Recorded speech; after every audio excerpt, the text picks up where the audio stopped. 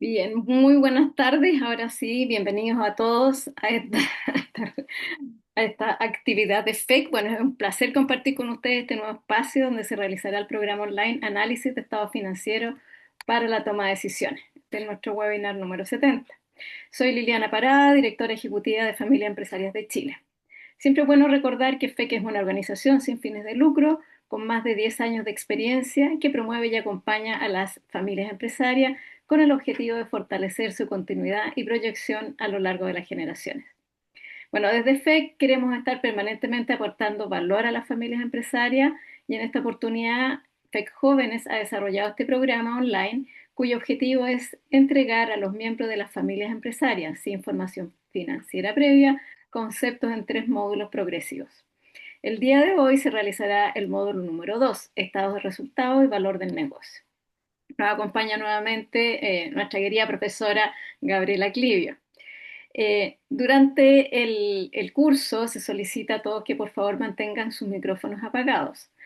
Ahora, pueden hacer sus preguntas, sacan el micrófono, hacen la pregunta y después la idea es que vuelvan a tener el micrófono apagado. Así que, sin más que decirles, los dejo con Gabriela. Así que adelante, por favor, Gabriela. Ahora puedo hablar. Ahora sí. Ah, perfecto. Ya, ya. Bueno, entonces lo primero que yo quería, había dicho la clase pasada, o la vez que nos reunimos, no la semana anterior, sino la otra, porque esta semana que pasó tuvimos todo de vacaciones por el 18.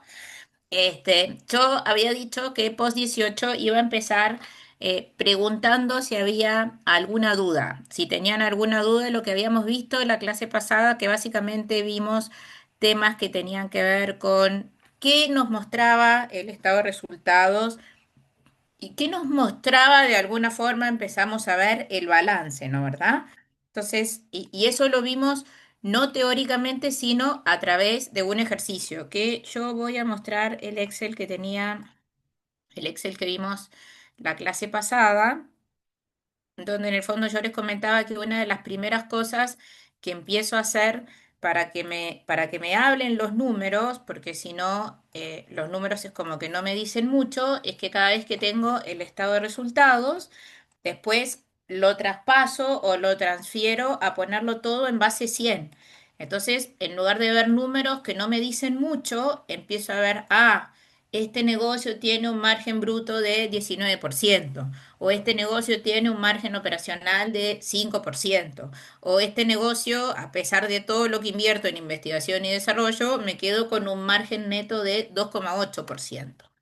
¿No? Entonces, habíamos estado y nos habíamos quedado más tiempo en el estado de resultados porque empezamos viendo que yo genero ingresos y al final lo que tengo después de la línea de ingresos, que es la primera, son todos los costos en los que incurro para llevar o para poder registrar esos ingresos, ¿no? ¿Verdad? Desde el costo de la materia prima, desde las remuneraciones, la depreciación, que es un costo que en realidad no es caja, pero no deja de ser un costo imputado, hasta los costos de financiamiento, ¿no? ¿Verdad? Que son básicamente los intereses. Y no hablamos nada del tema de la estructura de financiamiento en la vez pasada porque yo no quise complicar eso y llegamos a la utilidad neta y cómo eso después se traducía en un margen neto. ¿Ah? Hasta ahí estamos bien con el estado de resultados. Ya. Una de las cosas que habíamos visto la clase pasada, ¿esto se ve bien o lo agrando un poquito? Porque claro, como todos estamos enfrente de un computador, yo veo bien, pero yo no sé si alguien lo ve muy chiquito. Yo, claro, enfrente de mi computador lo veo bien, pero no tengo claro si todo el mundo lo ve igualmente bien. Se ve bien, Bien. Gabriela. Ah, bárbaro. Muchas gracias. Entonces, después que uno empieza a ver empresas en diferentes sectores, uno dice, bueno, pero más o menos empresas que están en el mismo sector o en el mismo rubro o en el mismo negocio debieran tener determinado margen operacional, ¿no? ¿Verdad? Por ejemplo, para que se hagan una idea, un supermercado, que esto no lo vimos la vez pasada, un supermercado tiene casi siempre un margen operacional como de un 7%. ¿Ok? Entonces, resulta que esta compañía en particular, que no es un supermercado, que es una compañía tecnológica, se puede decir, tiene un margen operacional de 5,5. O sea, operacional quiere decir antes de pagar todos los costos del financiamiento. ¿Ah? Hasta ahí es el operacional. ¿Qué quiere decir? Que una compañía que es una compañía tecnológica tiene un margen operacional menor que el margen operacional de un supermercado. Estoy acá mirando esta línea. No voy a mirar la columna del 2008 porque claramente en el 2008 hay algo muy raro que pasó. Ya sé que me van a decir lo muy raro fue la crisis financiera, pero no sé si el caso está basado en un tema, en una historia real y esto está relacionado de verdad con la crisis financiera. Lo que yo veo es que pareciera ser que históricamente el margen operacional o el margen EBIT de la compañía está mucho más cercano al 5,5, 6% que al 1,1 del 2008.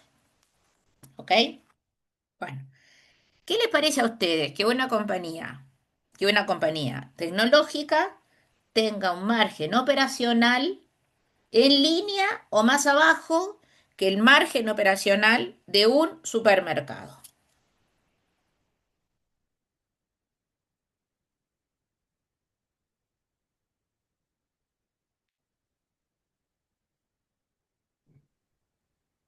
¿Qué pasa? ¿Qué quiere decir esto? ¿Hace sentido? ¿No hace sentido? Porque está bien, nosotros, ponte tú que yo soy accionista de esta compañía, o a mí me invitan a participar como accionista de esta compañía. Voy al tiro, Juanita, yo miro esto y digo, ¿qué hace esta compañía? Ah, esta compañía es una compañía tecnológica. Chuta, estamos mal porque tengo un problema de obsolescencia. Un problema de que tengo que invertir mucho en gasto de investigación y desarrollo, porque si no, en un par de años me quedo sin negocio, ¿no? Porque como los productos quedan obsoletos, si no investigo y no saco productos nuevos, me pasa como a las farmacéuticas, cuando se me vence la patente, me quedo sin negocio. Entonces, este margen operacional de 5,5%, ¿qué les parece para una compañía tecnológica? Gabriela, tal vez Bajísimo. deberíamos tener la comparación como tú le hiciste a los supermercados. Deberíamos Ujú. tener también una comparación con la industria tecnológica para saber si ese 5,5 debiera ser 8, 10, Cien por 40. ciento, 100%. Tenemos, Yo por lo general, yo por lo bajísimo los general, cuando ranking. empiezo a analizar una compañía, como ahora en el fondo en esta sesión tenemos que hacer una especie de traspaso hacia el tema de la valoración, lo primero que hago cuando empiezo a analizar una compañía es, bueno, a ver, primero lo que hago es esto. Analizo los estados financieros, el estado de resultados y el balance histórico. Y lo que hago es poner el estado de resultados en base 100 en el ingreso, en base al ingreso y el balance en función de los activos, ¿ya? Voy Y después, camino. vale, espera que voy a hacer silenciar acá. Ay, no puedo silenciar porque no tengo coso. Y después que hago eso, lo segundo que hago es un análisis de benchmarking. ¿Y cómo hago ese análisis de benchmarking? Digo, bueno, tengo que elegir al menos 10 compañías que se dediquen a lo mismo y si no es exactamente lo mismo, a algo muy parecido. Pero ahí es tremendamente importante elegir lo que se llama el grupo de empresas comparables. Todas las empresas tienen comparables. Yo puedo estar valorando una compañía que no está listada en bolsa y evidentemente yo no tengo datos de compañías que no están listadas en bolsa. Yo tengo solamente datos de empresas públicas, no públicas en el sentido de público versus del Estado, digamos. Yo tengo datos de compañías que entregan información a la CMF, por ejemplo. Entonces yo tengo que buscar dentro del universo de empresas públicas, de empresas listadas, donde tengo información disponible, aquellas que realizan actividades muy similares a las que hace la empresa que yo quiero valorar. Y lo primero lo hago para hacer un análisis de benchmarking. O lo que después se traduce en valoración en el famoso enfoque de mercado, que la gente se equivoca y le dice el enfoque de múltiplos, ¿no verdad? Entonces, cuando yo veo el análisis de las empresas comparables, yo me doy cuenta que elijo 10 empresas comparables que se dedican a algo muy parecido y tienen un margen operacional de 16. Esa es la primera cosa. Entonces ahí tengo que explicar dónde me estoy desviando. ¿Me estoy desviando en los gastos de investigación y desarrollo? ¿O me estoy desviando en los gastos de administración y venta? Que puede ser, porque muchas veces las empresas cuando tienen mucho crecimiento o un crecimiento muy potente, dejan de prestarle atención a los costos. Y entonces tengo un crecimiento muy grande y todo el mundo descuida los costos y los gastos de administración y venta como porcentaje de los ingresos suben cualquier cantidad. Entonces, lo que termino destruyendo margen. ¿Ok? Ahora voy a hacer una pregunta súper interesante. Por ejemplo, cuando yo le pregunto a la gente, cuando empiezo a tener así como alumnos en la universidad, agarro y les digo, bueno, vamos a valorar, por ejemplo, les digo, bueno, vamos a valorar Andina. ¿No? Que Andina es la embotelladora principal de Coca-Cola Company en Chile, ¿no? Entonces, cuando pregunto, bueno, ¿cuál sería para ti o cuáles serían para ti los, las empresas comparables de Andina? La comparabilidad se refiere a que funcionan o están desempeñándose en el mismo negocio, en el mismo sector industrial, en el mismo segmento. Eso es comparable. No tiene que ver ni con el tamaño ni con la capitalización bursátil, tiene que ver con el riesgo operacional, con el riesgo del negocio. Entonces, el 99% de la gente me dice, bueno, el principal comparable de Andina es CCU. Y entonces mi siguiente pregunta es, ¿a ti te parece que el principal comparable de Andina es SU? Y En entonces Bonor. la siguiente, en Bonor sin duda. Entonces la respuesta es sí, porque CCU distribuye los productos de Pepsi y Pepsi es competidor de The Coca-Cola Company. Entonces ahora les pregunto yo a ustedes, si ustedes tuvieran que decirme si CCU es una empresa comparable de Andina. ¿Ustedes creerían que es una empresa comparable de Andina? ¿Sí o no? ¿Y por qué? Ustedes me tienen que contestar, porque si no, esto se parece a la dinámica familiar, donde nadie me responde. Entonces, como yo ya tengo esa dinámica en mi casa, ustedes me tienen que contestar, porque para que nadie me responda, tengo mi propia casa. Bueno, entonces voy a repetir de vuelta. Juanita, dale.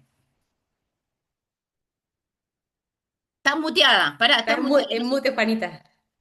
Sí, Perdón, ya, ahí, dale. declaro no tener idea qué es lo Dale, qué es y cómo funciona CCU, pero yo la veo más como una distribuidora más orientada al marketing, etcétera. En cambio, la otra es embotelladora, tiene que ver con el proceso productivo, por lo tanto, no es necesariamente su mercado. Uno está dedicada a la producción, digamos, y el otro es a la distribución. Y los riesgos en ambos mercados debieran ser distintos de acuerdo ujú, a lo que yo estoy cubriendo en este minuto. ya. Pero entonces yo voy a hacerte un ajuste y te voy a comentar que en realidad tanto CCU como Andina son embotelladoras. Ah, Están en temas de producción y están en el tema de el embotellamiento de bebidas. Entonces ahora que les doy esta información, la deberían, la pregunta es, ¿ustedes creerían que son empresas comparables? Sí. yo En creo algunos que sí, aspectos sí, pero yo no en creo que todos, sí. porque, perdón, A no en todos ver, los aspectos, Gabriela, porque hace 30 años a lo mejor eran idénticas y comparables, pero hoy día tienen productos propios, por ejemplo, que están fuera de lo que es las licencias. Aparte tienen alcohol. Bueno, siempre ha tenido cerveza, pero hoy día están en vino, pisco y otras cosas que hacen que si uno no tiene cuánto es la proporción en la venta de cada una de esas líneas de negocio, comparar el agrupado a lo mejor nos va a llevar a un error. claro, tenés toda la razón. Entonces, fíjate que cuando uno piensa en CSU y en Andina, y uno hace así un doble clic, uno va y hace un doble clic, uno dice, ya, a ver, el 70% del resultado operacional de CSU, o sea, lo que tiene que ver con la operación, se deriva de la venta de bebidas alcohólicas, en particular de cerveza, ¿no? Hace unos años, antes de toda esta erupción de las cervezas craft y las cervezas como más artesanales, no sé qué, CSU llegó a tener el 90% de market share en el negocio de la cerveza. Tiene las principales marcas, todo lo que se puedan imaginar. Todo el abanico de marcas, desde la super premium, la artesanal, la premium, lo que quieran, ¿ya? Y entonces, cuando uno compara, uno dice, sí, es cierto, CSU, además de estar posicionado como líder indiscutido en el mercado cervecero en Chile y tener operaciones en otros países, como también las tiene Andina, porque Andina es el embotellador de The Coca-Cola Company, es una compañía chilena, pero distribuye los productos de Coca-Cola en Chile, en Argentina, en una zona franquiciada de Brasil, en Río de Janeiro. Entonces, digo, es mucho más que Chile, CSU también. Pero el negocio principal de CSU, aunque las dos son embotelladoras, uno cuando hace un doble clic, uno se da cuenta que el negocio principal de CSU, el que le aporta el 70% de su resultado operacional, es la venta de cervezas. Mientras que Andina, que es el principal embotellador de The Coca-Cola Company, yo sé que en Chile también está en Bonor y antes estaba Copolar, em, pero la realidad es que en el caso de Andina, el 80% de su ingreso está relacionado con la venta de bebidas carbonatadas. Entonces uno dice, ¿es el mismo negocio? En realidad no, porque los riesgos son muy distintos, ¿no? O sea, en Andina, por ejemplo, tengo todo el tema de que la obesidad infantil, entonces tratar de bajar el consumo de bebidas carbonatadas, entonces Andina para eso lo que ha hecho es que se ha comprado benedictino y ha ayudado a tener una cultura como más sofisticada del agua. Se han fijado que hasta hace unos años, en el fondo, que conocíamos nosotros de agua vital y cachantún. Y ahora hay de todo, el sin gas, el agua saborizada, el light gas, el gas común y corriente, el agua premium, el agua super premium. Ahora se está desarrollando una cultura de agua. ¿Por qué?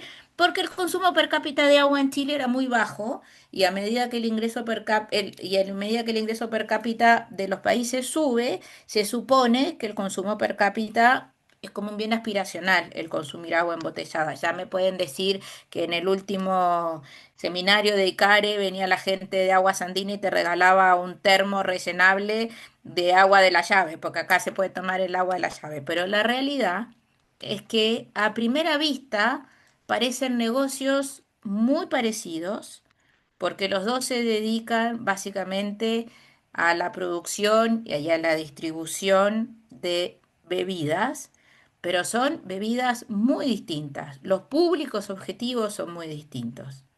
¿No verdad? Entonces, si yo tengo que valorar y ver el margen operacional, o sea, el resultado operacional partido sobre los ingresos de CSU, en realidad lo tengo que comparar para ver si a esta compañía le está yendo bien o mal, primero consigo misma y después con un universo de empresas que sean básicamente cerveceras. ¿Ya? Y en el caso de Andina, el principal competidor de Andina, el mejor competidor de Andina, es justamente The Coca-Cola Company. O sea, el hecho de que yo no, de que las empresas que estoy eligiendo comparables no estén en el mismo país, no es tan importante como elegir empresas que de verdad se dediquen a lo mismo, encontrar de verdad cuál es el negocio principal. A veces puede pasar que una compañía tiene varios negocios, ¿no? Pensemos, por ejemplo, en una empresa holding, como es en realidad Sokimich. Sokimich es una empresa muy difícil de valorar, porque Sokimich tiene líneas de negocio muy distintas. Es muy distinta la línea de negocio del litio, de la línea de la nutrición vegetal de especialidad, de la línea del yodo. Entonces yo tendría que tener información de cada uno de los segmentos y a cada uno de los segmentos buscarle un grupo de empresas comparables. ¿Se entiende? ¿Sí? Ok. Recién ahí, cuando yo encuentro empresas comparables, en el sentido de que se dedican a lo mismo y que tienen el mismo riesgo del negocio, yo puedo ver si mi compañía o la compañía en la que estoy pensando que voy a invertir está bien con respecto a la industria. La industria es una entelequia, ¿no? Es el conjunto de empresas que yo elijo para representar a la industria. Yo represento a la industria con una muestra de empresas comparables. Entonces, si elijo las empresas comparables mal, estoy mal. Puedo llegar a conclusiones equivocadas. ¿Está bien? Ya, ok, ya. Entonces, voy a hacer la pregunta de vuelta. ¿A ustedes qué les parece esta empresa que se dedica a un producto tecnológico y tiene un margen operacional de 5,5? No sé si No ya lo tiene buena habíamos. rentabilidad. No tiene buena rentabilidad, no tiene buena rentabilidad. Y además de esto, después resulta que yo tengo que pagarle a mis acreedores, que es lo que viene primero, ¿no? Por eso pago intereses acá, después tengo otros gastos, después viene el resultado antes de impuestos y la última línea es la utilidad neta, o sea, lo que me queda a mí como accionista. ¿Está bien? Está. Ahora, supónganse, capaz que ya todo el mundo se dio cuenta, si esto fuera un supermercado y tuviera un margen operacional de 5,5, ¿no? Que era la situación de varios supermercados hace varios años. ¿Qué hicieron los supermercados para mejorar el margen? El supermercado no tiene mucho gasto de investigación y desarrollo. Pero ¿qué hicieron los supermercados para mejorar su margen? Empezaron a tener marcas propias. Correcto. ¿Y por qué empezaron a tener marcas propias? ¿Qué es lo que hace la marca propia? Te genera mejor margen, ¿Por qué te genera mejor margen, ¿vale? porque Te hay menos genera mejor margen. ¿Por qué? porque hay menos intermediarios. Tienes el flujo Eh, completo, ¿no? no, porque Sí, diversifica, También. bueno, diversifica los en negocios. realidad, en los programas de marcas propias, lo que hacen los supermercados es empezar produciendo a través de la maquila determinados productos que ellos ven que tienen mucha venta, ¿no? Pero la pregunta es, ¿por qué? ¿Por qué las marcas propias o los programas de marcas propias mejoran el margen? Que compran al costo de fabricación Ah, y no tienen que pagar la marca de un tercero, tienen su propia marca. Eso bien. dije yo. No, me dijiste algo parecido, parecido, parecido. La marca propia lo que hace es que yo no gasto en publicidad tanto, ¿no? Ah, Sí, claro. es cierto, reduzco los intermediarios, pero bajo mucho como el gasto de administración y venta, Los el costos. marketing, ¿no verdad? Entonces, si yo voy a mi estado de resultados y yo bajo en proporción el gasto de administración y venta, la consecuencia es que me mejora el marketing, me mejora el margen, ¿no? Y dos empresas que venden lo mismo, pero la que margina más, vale más, ¿no? ¿Por qué vale más la que margina más? Esta es una pregunta que parece de cajón, pero no es tan simple. ¿Por qué entre dos empresas que tienen el mismo ingreso, la que margina más vale más? porque tiene un Depende de la mejor resultado a la rentabilidad, sí. inversión. ¿Por qué? Pará, Jaime, ¿me estás diciendo algo? Sí, que el margen no es suficiente porque falta la rentabilidad sobre la inversión. No, no, pero ya vamos a llegar ahí. Esto es como el polinomio de Taylor. Nosotros nos aproximamos sucesivamente a un punto. La pregunta es, ¿por qué entre dos empresas que venden lo mismo, la que tiene mejor margen vale más? Podría Porque de valer Que más. cierta tiene una mejor forma, eficiencia. A ver, ¿quién me dijo lo de la eficiencia? Yo. A ver, Porque tiene mejor eficiencia operacional, se supone. y entonces, Que la hace tener mejores procesos probablemente y que la hace tener un mejor margen. ya, pero quiere decir que si yo tengo mejor margen, ¿no verdad? Después le pago a mis acreedores y toda la cosa, mi utilidad, que Es es el mayor. flujo que le corresponde al accionista, va a ser mayor. Por lo tanto, entre dos empresas que venden lo mismo, yo prefiero la que margina mejor. A veces yo no puedo fijar el precio, pero si soy muy eficiente en materia de costo, tengo un margen mucho mejor, ¿no verdad?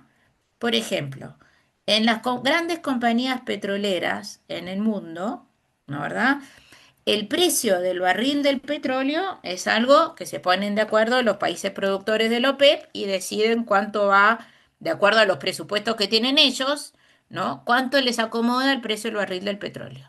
Entonces, dado ese precio, más allá de las trampas que se hagan los países del OPEP entre ellos mismos, pero dado el precio del petróleo, que todos terminan siendo como tomadores de ese precio de venta de este commodity, la compañía petrolera que tenga el menor costo de producción es la que tiene el mayor margen, porque todas terminan teniendo el mismo precio de venta para el barril del petróleo.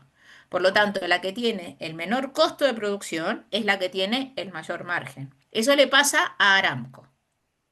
Aramco tiene, junto con una compañía en Kuwait, que no tengo idea de cuál es, Aramco es la segunda mejor compañía en el mundo en términos de costo de producción o de extracción del barril del petróleo. Y una de las peores es Petrobras.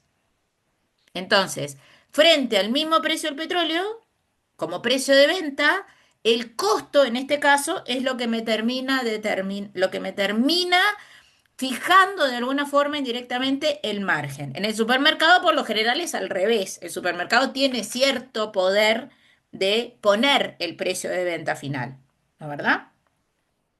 Entonces, finalmente tengo determinado costo, aplico un markup y eso determina mi margen, ¿ok? Pero no siempre las compañías son así, ¿ok? ¿Está claro? Bueno, súper. da. Entonces, quiero hacer un poquito una transición para irnos al tema de empezar a introducir el tema de la valoración. ¿Ya? Entonces, nosotros llegamos acá a la utilidad neta, ¿no? Estamos claros lo que es la utilidad neta, ¿no? La utilidad neta es lo que me queda a mí como accionista después de que incurrí en todos mis costos de producción y además le pagué a mis acreedores. Esto de que tengo estos otros ingresos o gastos casi que es despreciable, pero lo que siempre yo debiera tener después del resultado operacional son los intereses pagados, ¿no? Después de el resultado de la operación, le pago a mi fuente de financiamiento y al primero que le pago es mi acreedor. Por lo tanto, yo como accionista, si tengo más deuda en la empresa, tengo una posición más riesgosa que si la empresa no tiene deuda. ¿Se fijan en eso? ¿Por qué puede ser lo que le estoy contando? porque te queda menos plata para pagar al eleccionista, pues. Sí, pero eso no necesariamente quiere decir que sea más riesgosa, porque a mí me conviene financiarme con deuda. A mí me conviene financiarme con deuda. Uno de los grandes problemas de las empresas familiares, y esto lo hablaba el otro día en Uruguay, uno de los grandes problemas de las empresas familiares es que en muchas familias uno crece con el tema de, no, yo no quiero tener deuda, no quiero tener deuda en mi balance. Sin embargo, financiarse con deuda es muy inteligente, porque al yo tener deuda, termino pagando menos impuestos, porque yo pago impuestos sobre el resultado yo pago impuestos sobre el resultado operacional menos los intereses. Entonces, si yo no tengo deuda, los intereses que tengo que pagar son cero. Por lo tanto, pago más impuesto si no me financio con deuda. O sea, si yo le agrego deuda a la estructura de financiamiento de mi compañía, estoy haciendo un uso eficiente del endeudamiento. Sí o sí. Pero llega un momento en que si tengo demasiada deuda, yo como accionista empiezo a tener una posición muy riesgosa, porque a mí me va a quedar algo después de que yo le pague a todos mis acreedores. Entonces, la estructura de financiamiento de la empresa, o si lo quieren ver de otra forma, el apalancamiento, el grado de apalancamiento que tiene una empresa, es muy importante para agregarle o destruir valor en la empresa. Eli, Gabriela. para que Eli me levantó la mano. Dale. Eh, en todo esto de la deuda también hay un porcentaje.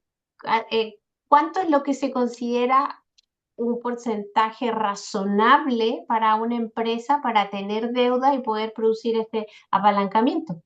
Muy buena pregunta lo que me estás haciendo. Déjame mostrarte una cosa. Déjame mostrarte una gráfica, porque algunos de nosotros aprendemos con mirando gráficas y a todos nos hacen sentido de manera diferente las explicaciones. Mira, este es el paréntesis musical para responder a tu pregunta, Eli. Mira, Gracias. de nada. Mira, acá yo en el eje de las Y.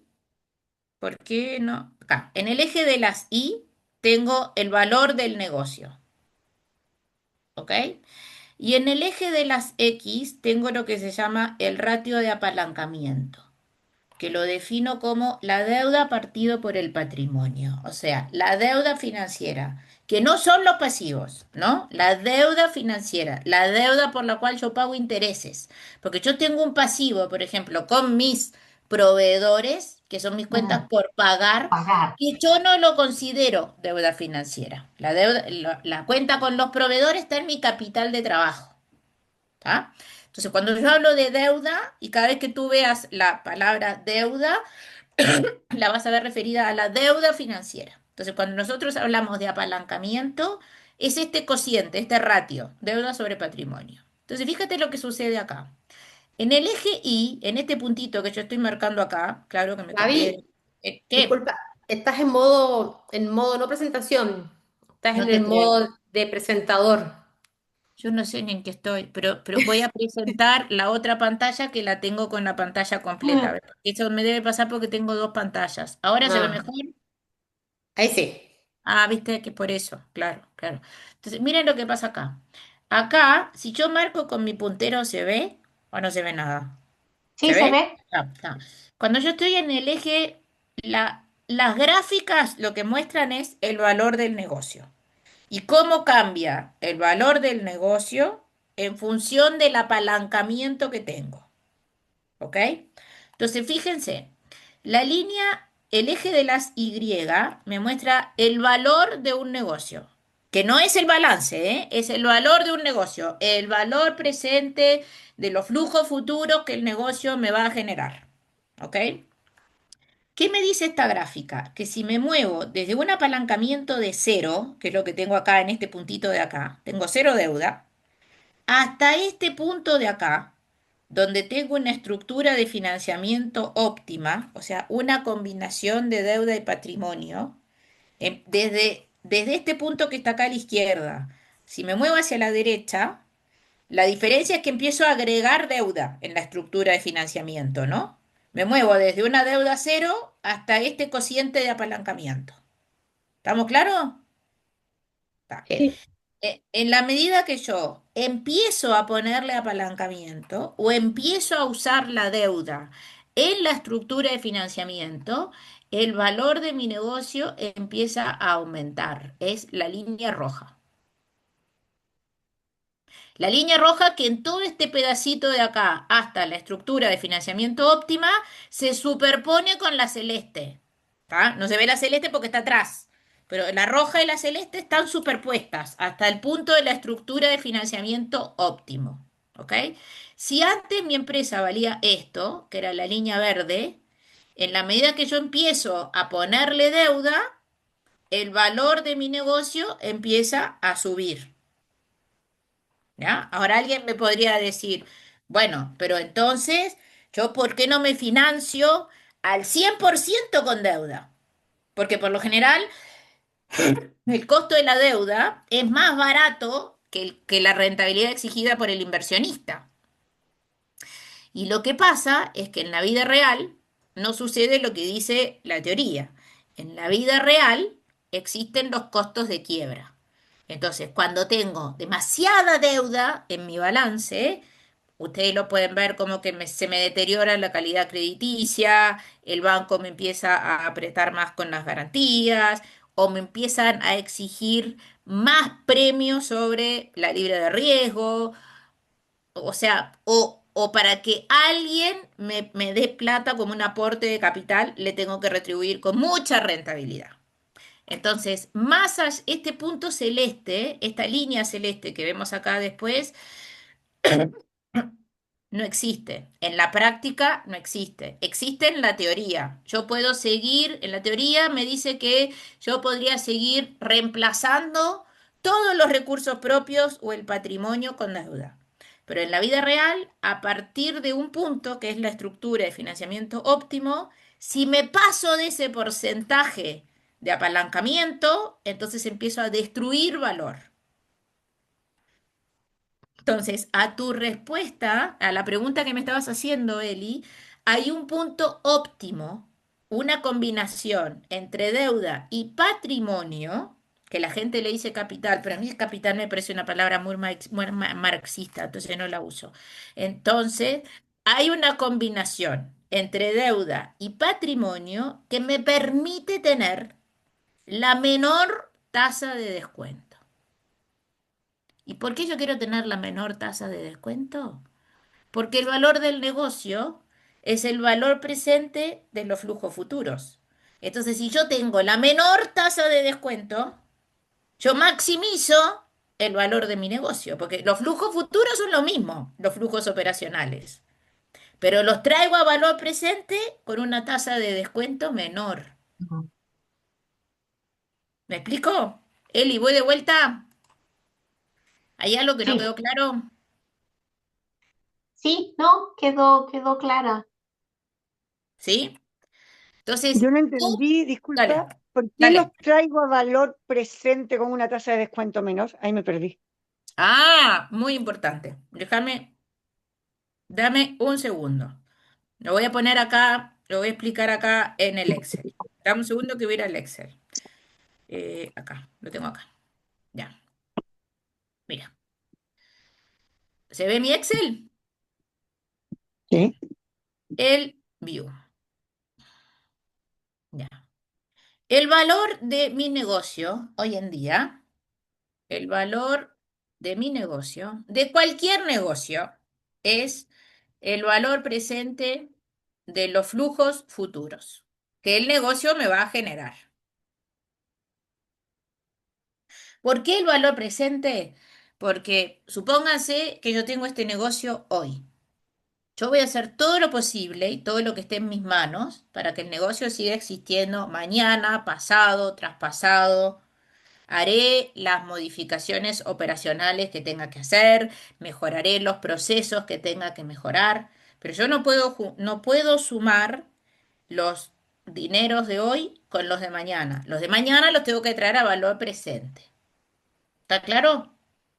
¿Hasta ahí, María? Sí, sí. ¿Sí? Está, buenísimo. Está. Entonces yo voy a escribir una definición, después la voy a explicar.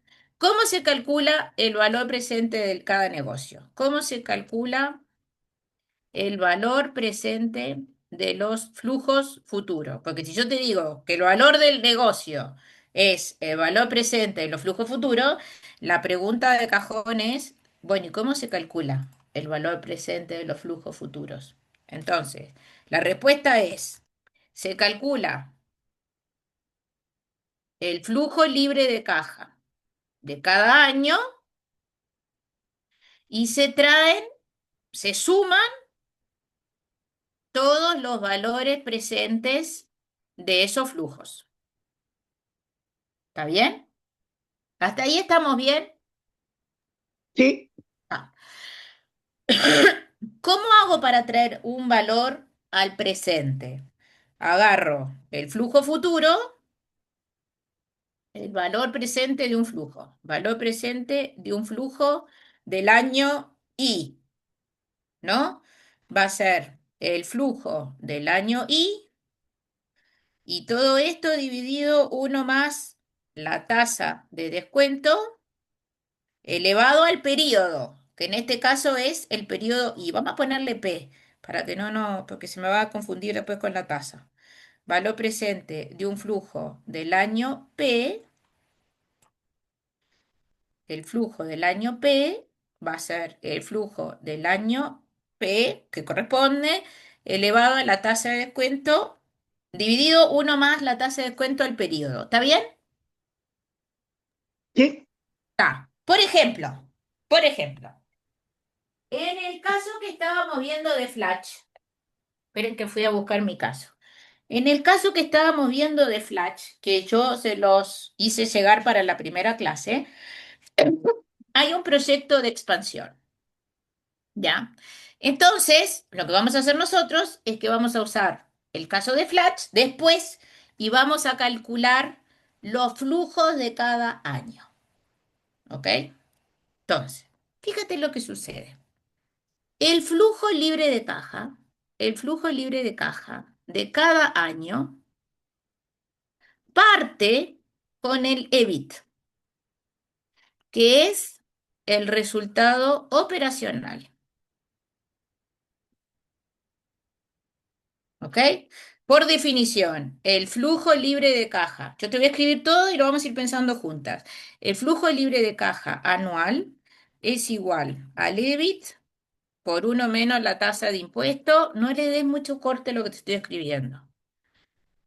Por uno más la tasa de impuesto, más la depreciación, menos la inversión en activo fijo, menos el cambio en el stock de capital de trabajo. Aunque no entendamos lo que quiere decir esta ecuación, aunque no entendamos lo que quiere decir esta ecuación, lo que a mí me importa es entender que el punto de partida del flujo libre de caja es el EBIT, ¿no es verdad? María, María, vos tenemos que sí, sí, conversar. disculpa, si te estoy Ta, escuchando bien. ta. Y el EBIT es mi resultado operacional, ¿no es verdad? El EBIT es lo mismo que el resultado operacional. Para generar el resultado operacional, para generar el resultado operacional, yo uso mis activos operacionales o operativos.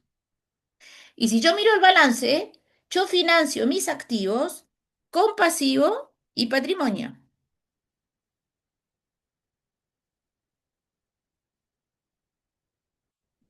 ¿Está bien? Miren, Sí, entonces, por definición, este es tu balance. Este es tu balance. Yo voy a agarrar este balance de acá y lo voy a copiar acá y te voy a mostrar, les voy a mostrar a todos, ¿no? Una cosa. Acá tengo la caja, la cuenta por cobrar, el inventario y los gastos pagados por anticipado. Y después tengo la propiedad planta de equipo neta, porque era la propiedad planta de equipo del costo menos la depreciación acumulada. que es el total de activos, en lugar de seguir con el balance como estaba en el otro cuadro para abajo, lo voy a poner al costado, porque esto es una igualdad. El total de activos, yo lo financio con pasivo más patrimonio. ¿Estamos de acuerdo hasta ahí? Sí, sí. Ah. Y mis pasivos son las cuentas por pagar, la deuda financiera de corto plazo, ¿ok? Los gastos por pagar, los impuestos por pagar. Y después tengo todo esto que es el capital pagado, la utilidad retenida, que lo voy a dejar como total de patrimonio. Entonces acá yo tengo una igualdad, donde el total de activos es igual a pasivos más patrimonio.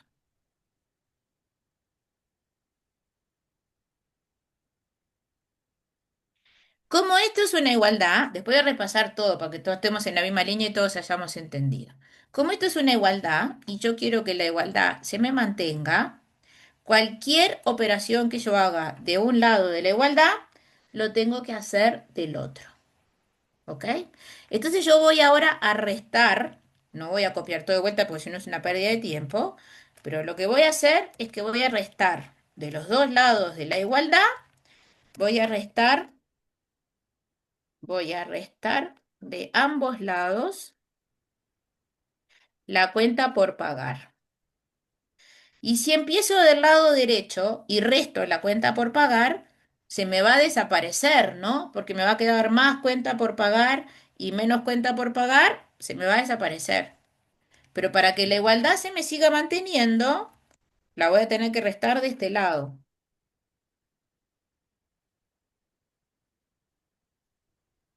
Este es mi primer paso.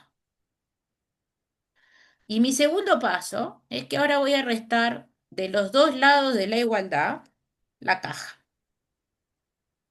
Entonces ahora voy a restar de ambos lados de la igualdad la caja. Por lo tanto, acá la caja me va a desaparecer y va a aparecer restada acá. Entonces,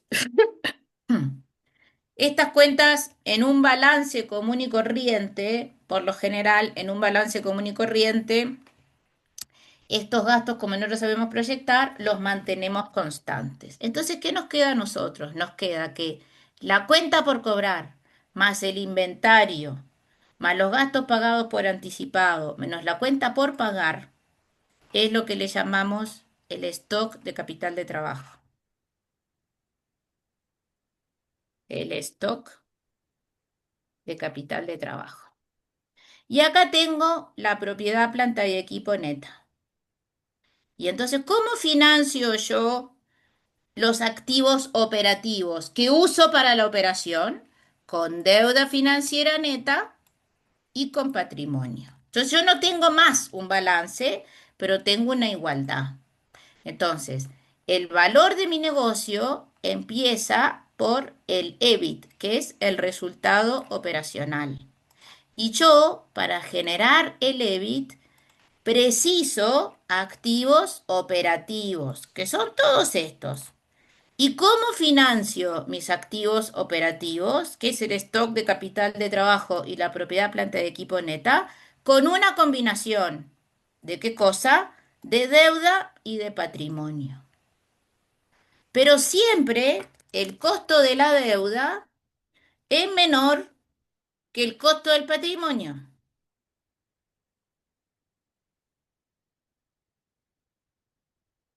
Pero como yo financio el total de mis activos operativos con una combinación de deuda y patrimonio, finalmente mi costo de financiamiento es un promedio ponderado en realidad entre el costo de la deuda y el porcentaje de deuda más el costo del patrimonio y el porcentaje de patrimonio. Por eso si tú me preguntas, ¿por qué me baja el costo del financiamiento si yo empiezo a poner deuda?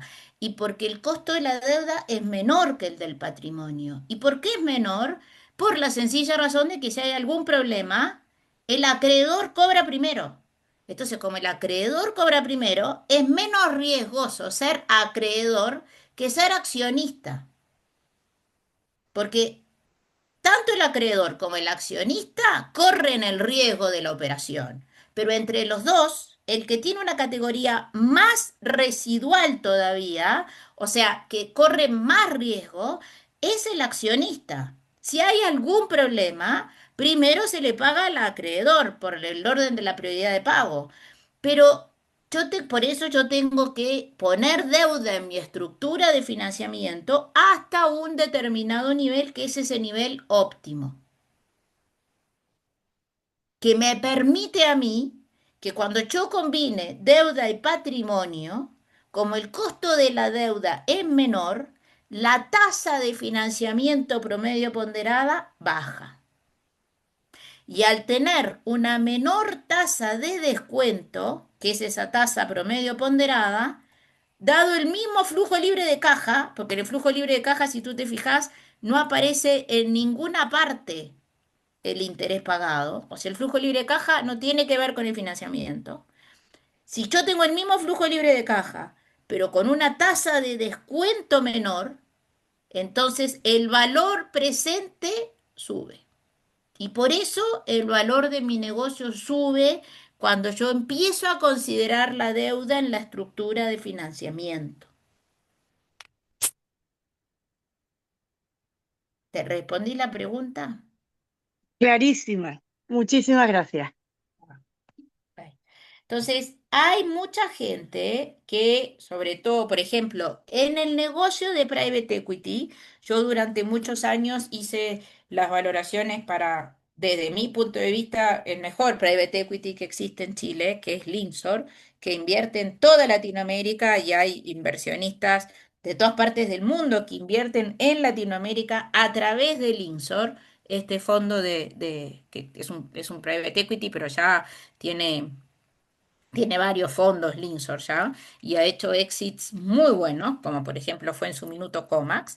Y una de las características en las empresas que buscaba Linsor, más allá del modelo de negocio y que estén en tal sector y que tenga potencial de crecimiento, o que sea, por ejemplo, no sé, una idea de negocio que en otros países ha funcionado y que en determinado país no existe, como fue el caso de las cadenas de farmacias en Uruguay, por ejemplo, que no existía y que Linsor las desarrolló.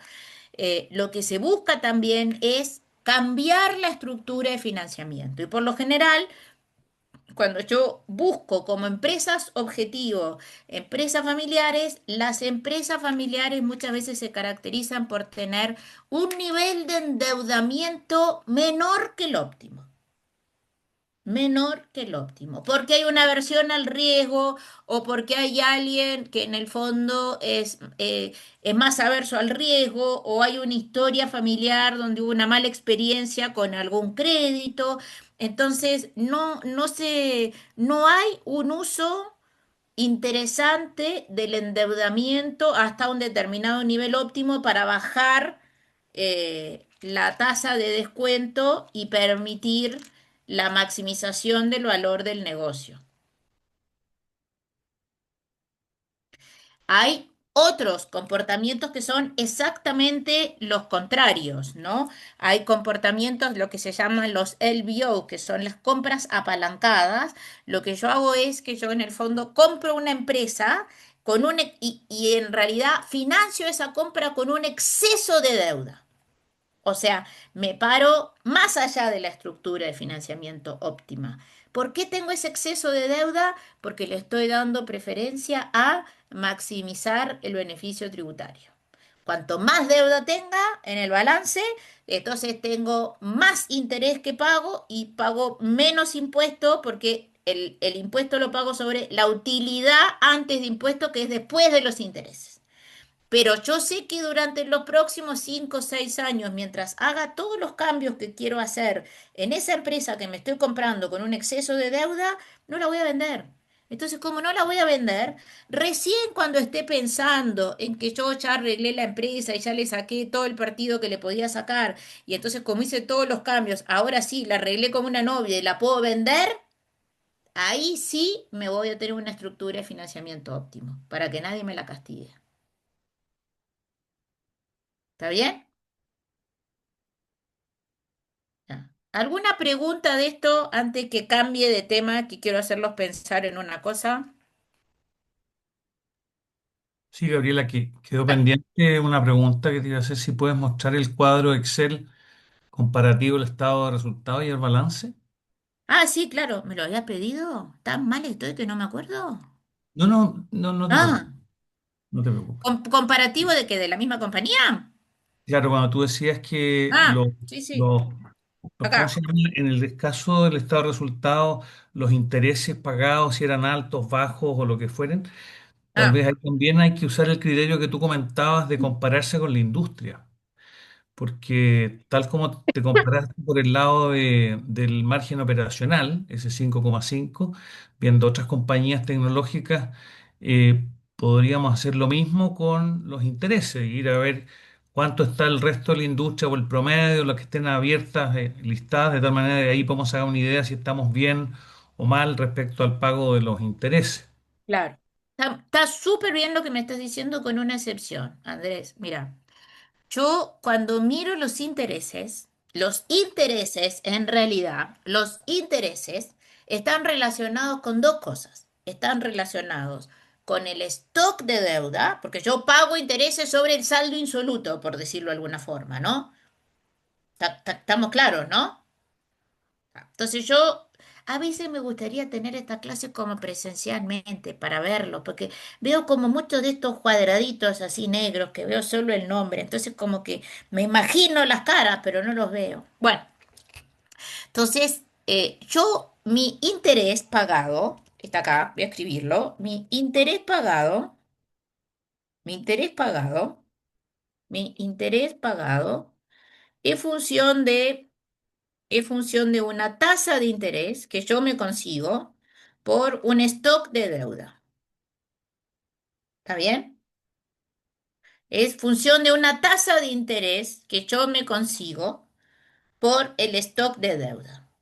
La tasa de interés que yo me consigo. Por ejemplo, en el caso de Flash, me decían que ahora como el banco me decía que estaba con un exceso de deuda, ¿no? Ahora me iban a castigar. Y en lugar de cobrarme la preferencial más el 4% de spread, ahora me iban a cobrar la preferencial más el 6% de spread. Y la preferencial, si no me acuerdo mal, era 3,25. O sea que ahora me van a cobrar 9,25. Por lo tanto, lo que tú me estás diciendo, de que yo me tengo que comparar con la industria, así como tú me estabas diciendo que así como yo me comparo con el margen operacional, también podría compararme con los intereses. En realidad no me tengo que comparar tanto con los intereses, porque los intereses dependen, como te decía, del stock de deuda y de la tasa. Capaz que en el fondo entre dos empresas que están en la misma industria, una tiene una calificación de riesgo mucho mejor que la otra. Entonces, aunque las dos tengan el mismo stock de deuda, la que tiene más riesgo, el banco le va a cobrar una tasa de financiamiento mayor. Entonces va a terminar pagando más interés. Lo que yo me comparo siempre con la industria es cuál es el porcentaje de la deuda en la estructura de financiamiento, mía y de la industria. Mía y de la industria, de los dos. Eso sí lo comparo. ¿Me explico? Y en ese caso entonces, y ahora ya me puse visible para que podamos conversar. En Me ese encanta, caso, estoy feliz de la vida, estoy feliz de la vida. en Ya, ese dale. caso, Gabriela, para un ejemplo simple, Sí, si la empresa que estamos viendo comparada con otra abierta tiene la misma estructura de financiamiento entre capital y deuda, eh, y los intereses son distintos, podemos entonces concluir que hay una que es más riesgosa que otra por el tipo de actividad económica, por así es, el manejo administrativo, por la historia así pasada, es. lo que sea. Eh, a eso me refería yo respecto a los intereses. Claro, ver solo los intereses no nos ayuda, pero también al mirarlos así comparativamente nos puede dar una luz, que si estamos muy lejos, digamos, del mercado, de la industria. Y después, claro, hay que compararlo con el leverage, que es esta división entre la deuda a terceros con el patrimonio, digamos. Y Sí. ahí vamos a ver si estamos bien o mal. Eso Yo depende mucho de miro, la industria, porque hay industrias que sí, son muy altas en deuda y otras que son menos. justamente, por eso te iba a decir, por ejemplo, si uno piensa en el real estate, por ejemplo, el real estate es una industria muy apalancada. ¿Por qué? Y bueno, porque yo me consigo financiamiento, porque en realidad yo puedo tener mucha palanca, porque yo no soy tan riesgoso. ¿Por qué? Y porque tengo un activo que es mi respaldo. Esa es la misma razón por la cual el crédito hipotecario es más barato que el crédito de consumo. Porque tengo un colateral. Yo en el real estate es ultra apalancado, es una industria ultra apalancada, donde de repente hay un 80% de deuda en la estructura de financiamiento. Pero hay un colateral, hay un activo abajo. ¿Me explico? Que en otras industrias yo no lo tengo. No tengo ese colateral. ¿No, verdad? Uno a veces dice, ¿qué tienen los vinos chilenos que son tan baratos? Yo cuando estoy en Canadá, en Montreal, que es donde yo voy cuando doy clase, todo el tema del alcohol y no sé qué se compra en las tiendas que es la SAQ, que es la Sociedad de Alcoholes de Quebec, ¿no?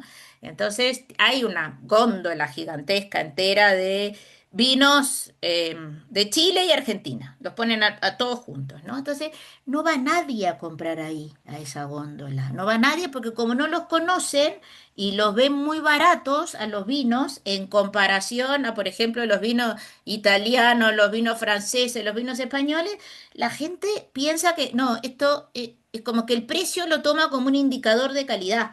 Entonces la gente dice, uy, esto es barato, debe ser una porquería. Entonces y yo voy y elijo esto, no sé qué, y la gente me mira como diciendo, usted debe ser un sommelier prácticamente, ¿no? Entonces un día uno vino y me preguntó, ¿usted por qué viene y compra en esta góndola, no sé qué, cómo conoce este vino? Le dije, bueno, no, lo que pasa es que yo vengo de Chile.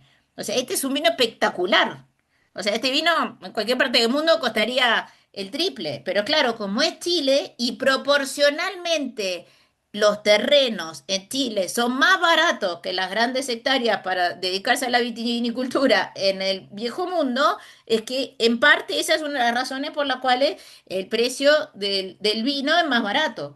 Pero te quiero decir, depende de las industrias. Por eso yo, cuando me defino y cuando me comparo, que es algo típico del ser humano, el compararse, cuando yo me comparo o comparo mi negocio, no lo puedo comparar con cualquier empresa. Lo tengo que comparar con empresas que estén en el mismo rubro.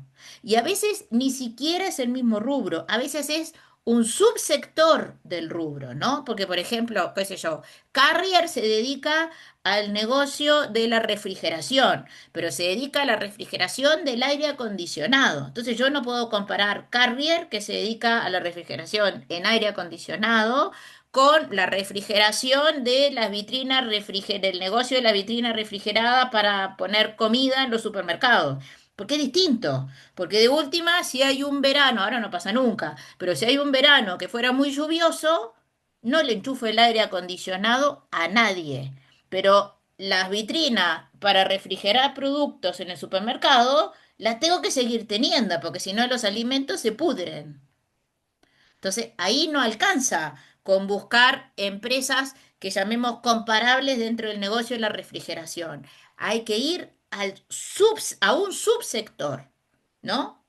Que es de verdad empresas comparables. Ahora, por lo general, cuando tú veas empresas comparables, tú vas a ver que de todas las empresas que están listadas en bolsa, de todas, que se llaman empresas públicas, pero están listadas en bolsa, yo siempre tengo el precio de la acción, el número de acciones que están emitidas y tengo el valor financiero de la deuda, porque si es una empresa que está listada en bolsa, yo tengo acceso al balance.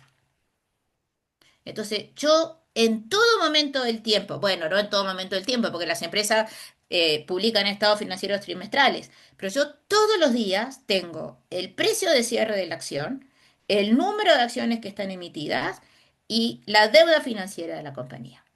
porque por lo menos capaz que no la tengo al día de hoy. Y si tuve que amortizar algo, amorticé algo el 23 de septiembre, pero yo al 30 de septiembre voy a tener el balance.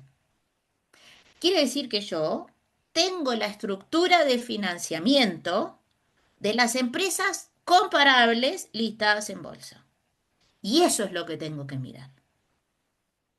¿Cómo se financia la industria en la que yo estoy? ¿O cómo se financia el negocio en el que yo estoy? Ahora, la estructura de financiamiento no la fija el management. La estructura de financiamiento objetivo la fija el directorio. Y si el management no le hace caso al directorio, tiene que dar explicaciones de por qué no siguió las recomendaciones del directorio. Acá todavía en Chile sigue pasando que el CFO cree que la estructura de financiamiento óptima la fija él. Pero la realidad es que es algo tan importante que la estructura de financiamiento objetivo, o sea, la combinación de deuda-patrimonio en una empresa como estructura de financiamiento, la tiene que fijar el directorio. Y el management le tiene que rendir cuentas si no sigue esa estructura de financiamiento objetivo. ¿Y cómo la fijo? Y en gran parte mirando las empresas comparables, mirando la industria, porque como a mí en realidad me presta el banco va a hacer esa comparación mía con los pares. Lo mismo que tú me decías, hay industrias que se financian con un 80% de deuda. Y bueno, eso lo dice el banco, entonces lo mismo tengo que hacer yo, no puedo estar a ciegas. Lo otro que siempre miro yo, del punto de vista del acreedor, porque el acreedor y el accionista miran cosas distintas, los acreedores miran el apalancamiento y miran algo que se llama el ratio de cobertura, que es un indicador fundamental, que quiere decir cuántas veces me alcanza para pagar los intereses del año con el resultado operacional. Por ejemplo, intereses del año. Cuando la empresa emite bonos, uno de los covenant o de las obligaciones que, digamos, autoinfligidas, por decirlo de alguna forma, es mi covenant no va a bajar de tanto. ¿Tá? Yo con el resultado operacional, que es el EBIT, me va a alcanzar para pagar tantas veces los intereses del año al menos. ¿Por qué? Porque a mí como acreedor, cuanto más alto sea el covenant, más tranquilo me quedo de que me van a pagar, porque la empresa genera el flujo operacional para pagarme, ¿no? Por ejemplo, miren, en este caso, este es el resultado operacional y estos son los intereses del año. Entonces yo paso de tener 9 veces, porque el covenant se mide en veces, ¿no? Yo tenía 8,9 veces, después bajé a 1,4 veces y después bajé a 6,7 veces. Entonces, el ratio de cobertura junto con el apalancamiento son los indicadores claves que mira el acreedor.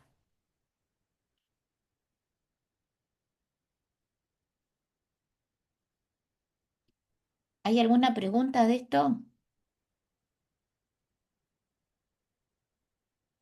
Entonces, lo voy a poner acá para que quede el acreedor, el acreedor o el dueño de mi deuda, mira el ratio de cobertura, que es para darle una especie de tranquilidad de que le van a poder pagar los intereses, y el ratio o el cociente de apalancamiento. Y el dueño o el accionista mira la rentabilidad sobre el patrimonio invertido. O sea, el accionista, que es el famoso ROE, ¿no? Que uno a veces va a unas presentaciones y siempre hay alguien que pregunta, ¿y cuánto está el ROE? ¿Y cuánto da el ROE? ¿Y cuánto da el ROE? Entonces, el ROE, que es el retorno sobre el patrimonio invertido,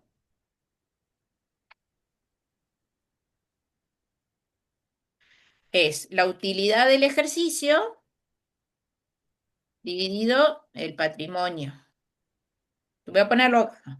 Esta es la utilidad del ejercicio o la utilidad neta y el patrimonio lo tengo en esta otra línea de acá, es la otra pestaña, es la última línea del balance. Entonces, fíjense qué es lo que pasa. Cuando yo miro esto, yo digo, a ver, ¿cuánto es el ROE? ¿Qué me queda a mí como accionista de todo lo que vendo? Y me queda solo la utilidad. ¿Y cuánto tengo invertido? Y el total del patrimonio. Entonces, la rentabilidad para el accionista es 13%.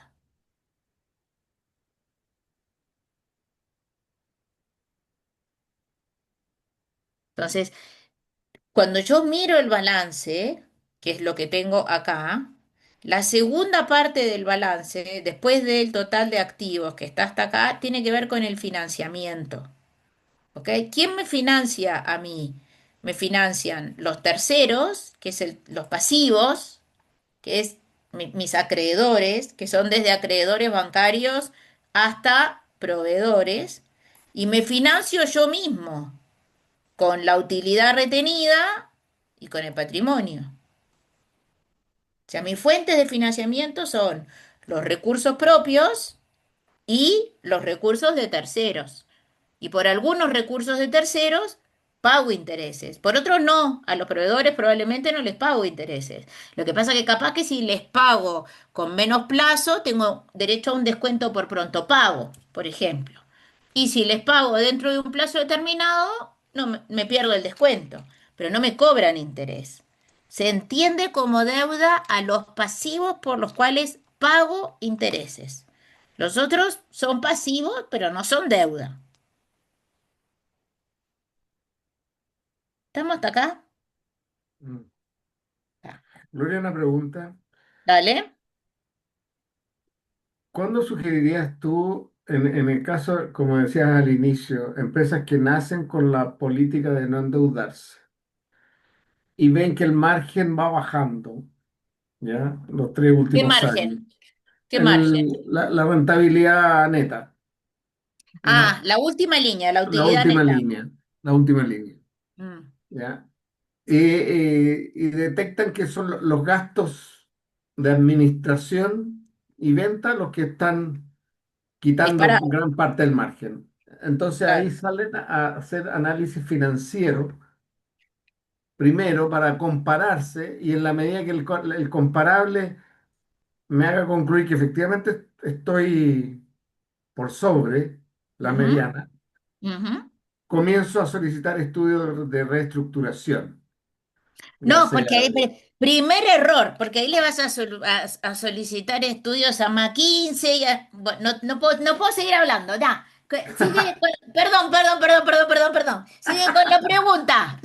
Perdón, Orlando, sigue con la pregunta, ya, dale. No, ¿Y? entonces, la pregunta es, si yo siento que mis gastos de administración son producto de que la estructura está muy pesada, ¿ya?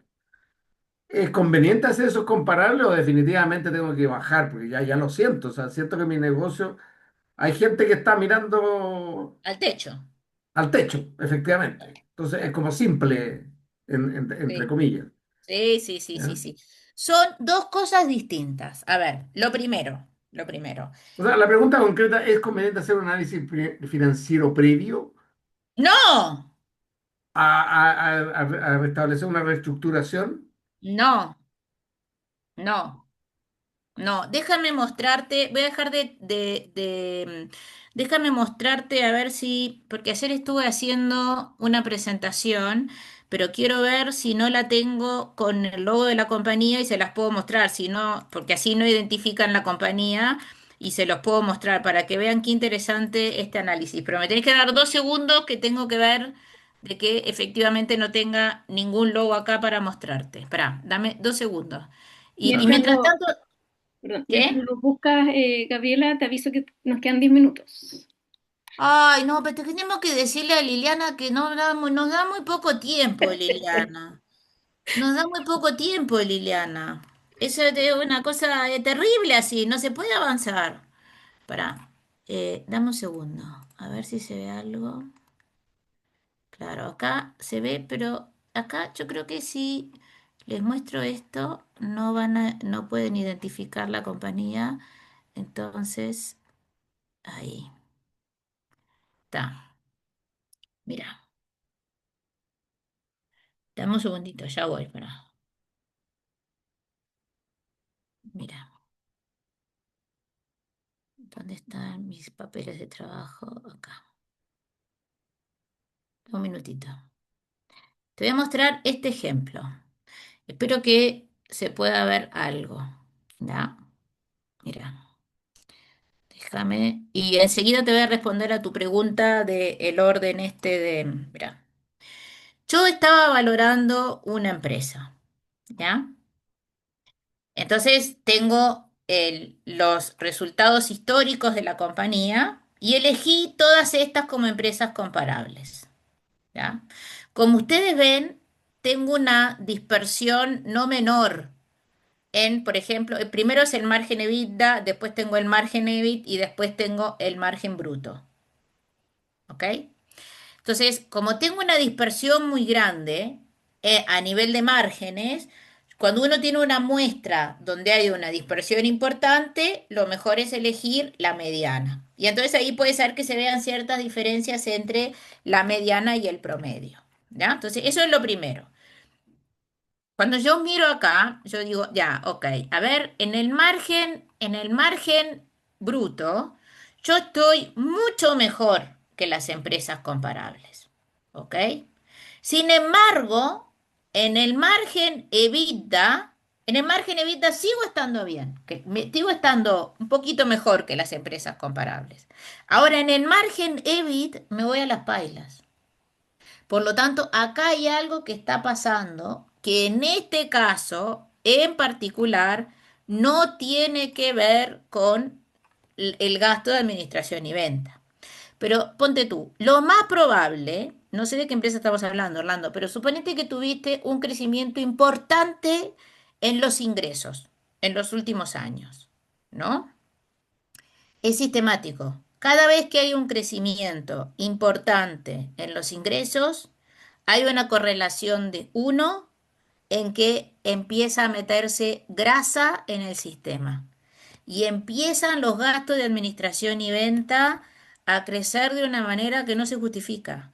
Gasto de pasaje, gasto de, no sé, de alimentación, gasto de ir a conferencia, gasto, o sea, los gastos de administración y venta, lamentablemente, todo el mundo tiende a concentrarse mucho en la primera línea del estado de resultados, que son las ventas, y descuida el gasto de administración y venta. Cuando en realidad uno, si quiere que su negocio valga mucho, en lo que tiene que concentrarse es en el resultado operacional. El negocio vale en función del resultado operacional. Vale. Porque además, tú para generar más ingresos, mira lo que te voy a decir, tú para generar más ingresos, ¿no verdad? Como yo te decía recién hoy, los ingresos yo los genero a través de la combinación o la utilización de los activos. Y yo los activos los tengo que financiar con pasivo o con patrimonio, ¿no? Entonces tengo que tener un plan de inversiones atrás para tener un crecimiento importante de los ingresos. En cambio que el gasto de administración y venta es puro gasto. O sea, antes de yo pensar, bueno, cambio la estructura de financiamiento, no cambio la estructura de financiamiento, lo primero que tengo que hacer es ver cómo está la industria, cómo están las empresas comparables. Y si mi gasto de administración y venta sobre ingresos es mucho más, viene creciendo en el tiempo, o sea, primero me comparo conmigo misma, con la historia, y después me comparo con las comparables. Y esto viene creciendo en el tiempo y está por arriba de la mediana. Chao. ¿Y eso también sería aplicable si yo pretendo prepararme para un crecimiento? Que si yo estoy ya tengo el 10% del mercado y quiero llegar al 25% de aquí a 5 años. Ok. ¿Ya? Entonces voy metiendo estructura para abrir sucursales, para abrir más bodegas. Estoy hablando del negocio de distribución. ¿Sí? ¿Ya? Bueno, claro, eso fue, te voy a contar una anécdota, que capaz que no te importa, pero yo creo que es una de las anécdotas que yo, mira, Cencosud era hasta hace varios años, hasta hace como 20 años, porque se abrió como en el 2005, Cencosud a bolsa, una empresa que no estaba listada en bolsa, que tenía un programa de fidelización que era con la tarjeta de los puntos de Jumbo. Yo cuando llegué a Chile, la primera vez que fui al Sí. Jumbo estaba fascinada, sentía que estaba, o sea, no podía creer, ¿no? Porque para mí Santiago, al lado de Montevideo, que éramos 1,5 millones de habitantes, esto era una ciudad, era como Manhattan, una cosa, pero así. Bueno, entonces, Cencosud tenía vuelvo a eso, Jumbo tenía 8 sucursales, que eran impresionantemente eficiente. Y tenía unas tarjetas que uno juntaba puntos, ¿no? A fin de año tenías que elegir los premios del catálogo, no te gustaba nada, Sí. así que en realidad era un programa de fidelización que lo único que servía era para que te diera la vuelta y fueras a comprar el Jumbo. Pero no daban crédito, no daban crédito. Mm. ¿Ah? Y la operación más grande de Jumbo no era en Chile, era en Argentina. En esa época, así como pretérita, que Argentina generaba interesantes márgenes, ¿no? Bueno, un buen día, el señor Polman decidió que no quería tener solamente este supermercado premium, por decirlo de alguna forma, que era Jumbo, y quería tener otras marcas de supermercado para tener todos los segmentos, ¿no verdad? Y así fue como se compró San Francisco y se compró Santa Isabel y fue consolidando una cadena de supermercado que le compite en su minuto le competía al líder, digo, ¿no? Ujú. Que era D&S en ese momento. Después, como los supermercados tenían esta particularidad de que prácticamente no tenían cuenta por cobrar, porque cobraban, en el peor de los casos, a 10 días, que eran las tarjetas de crédito, y podían pagar como hasta 90 días. Tenía mucho financiamiento gratis el super, yo espero que acá no haya nadie de supermercado, pues si no me matan. Pero tenía mucho financiamiento gratis por el lado del capital de trabajo, ¿no verdad? Entonces fueron creciendo y creciendo y creciendo y creciendo las sucursales. Hasta que en un minuto Polman dijo, no, Polman, que era un fenómeno, dijo, no, acá hay un negocio de real estate atrás.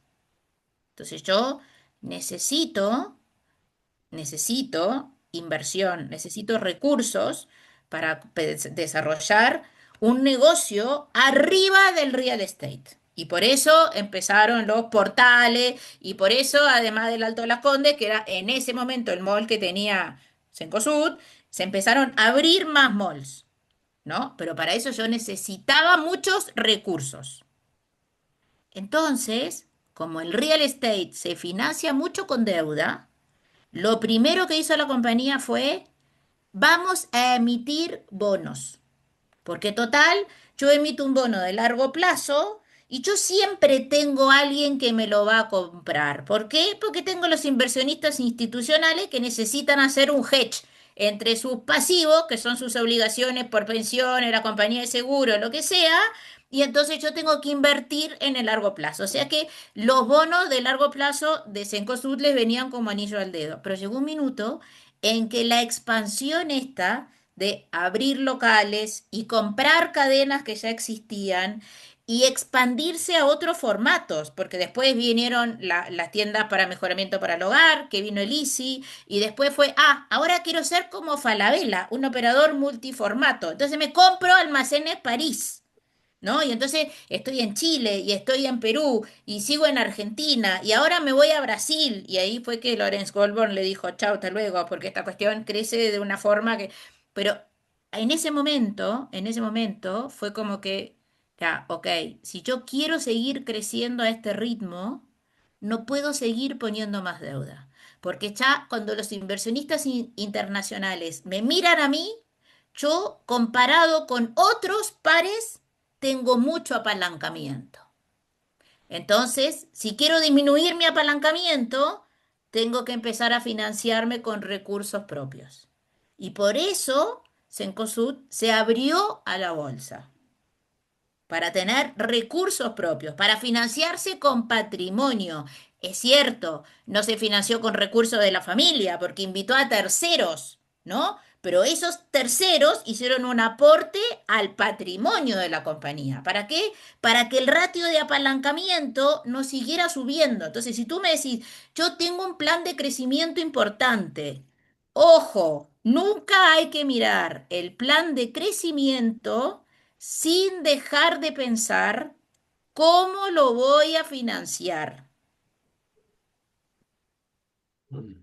Está perfecto crecer, está perfecto tener un plan de crecimiento en mente, pero junto con la decisión de crecimiento yo tengo que pensar cómo voy a financiar mi crecimiento, cuál es la estructura de financiamiento con la que yo me quiero quedar durante el crecimiento y una vez que termine.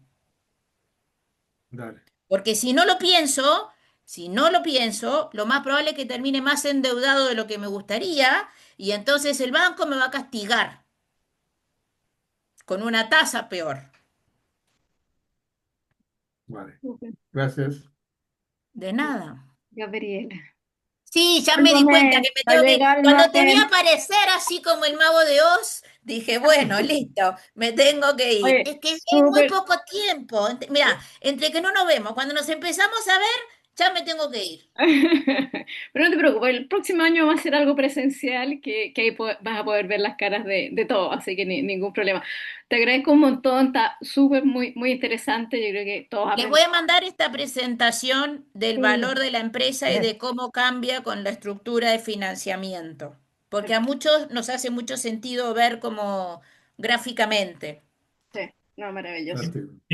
Liliana, también quisiera pedir, si es posible, a Gabriela que incluyera en el Excel una hoja donde esté una definición. Ella pone el ROE, pone BIT y otros que no todo el mundo maneje sus conceptos Ah, que son en perfecto. inglés. Entonces podrías poner en una hoja todas esas siglas con la significado en inglés, que tienen un significado, y después al lado lo que tú hoy día nos mostraste, de tal manera que la gente después cuando los vea en diferentes partes pueda realmente hacer el link y entender de qué es lo que estamos hablando.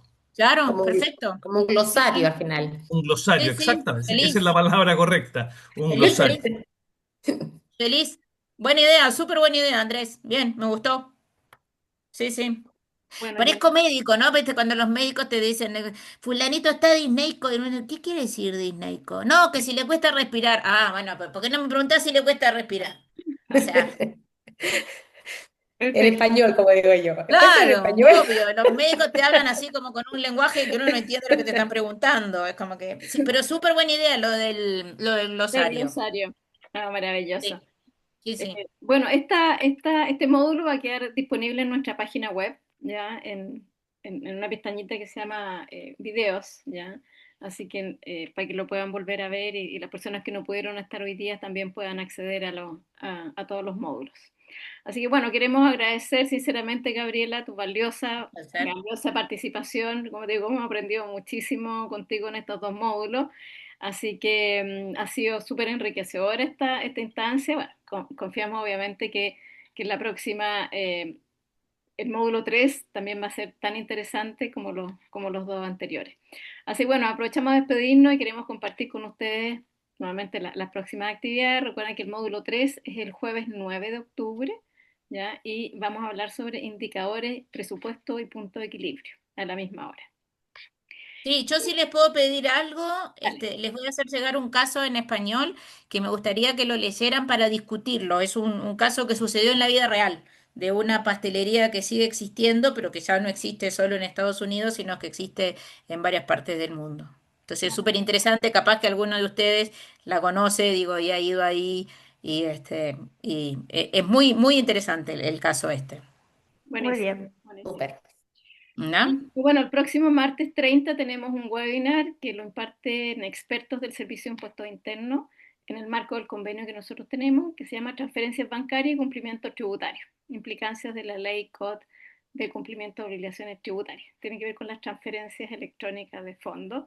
Y el jueves 23 de octubre se inicia el programa, que es un taller de eh, conectando a la familia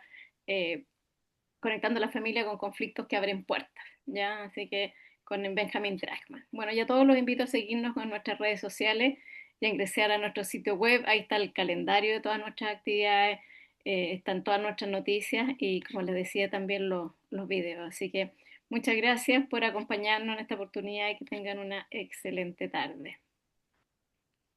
Gracias. Nos vemos la próxima. Nos vemos la Chao. próxima. Muchas gracias. Un Chao, placer, chao. Lili, cuídense. gracias, Gaby. Chao. De nada, un placer.